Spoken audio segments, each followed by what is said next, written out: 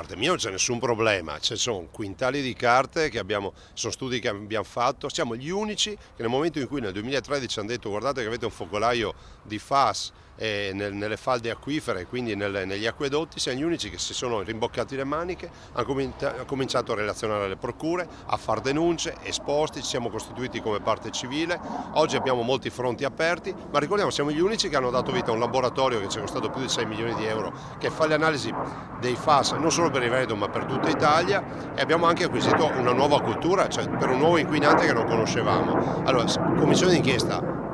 per me le porte devono essere sempre aperte, dall'altro abbiamo più fronti aperti. Il primo è quello di aggiudicare la giustizia ai responsabili, il secondo è quello, ma che viene per primo, di trovare una soluzione scientifica, sostenibile, per dare una risposta a coloro che hanno i FAS nel sangue, e qui penso anche giustamente all'ansia di molte mamme che parlano dei loro figli. Il terzo aspetto fondamentale è quello di portare acqua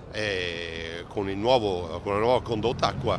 pulita direttamente in quei territori, soprattutto nella zona rossa. Voglio ricordare che nel frattempo noi abbiamo messo in sicurezza gli acquedotti montando le batterie filtranti che sono in grado di garantirsi la salubrità dell'acqua. E poi voglio ricordare che noi siamo l'unica regione in Italia, questo lo voglio sottolineare, che addirittura ha posto il limite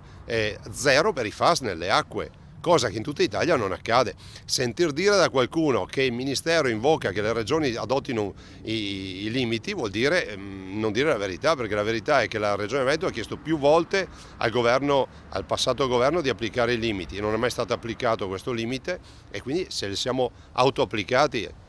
Dopodiché dico una cosa, allora l'Europa sta discutendo di applicare i limiti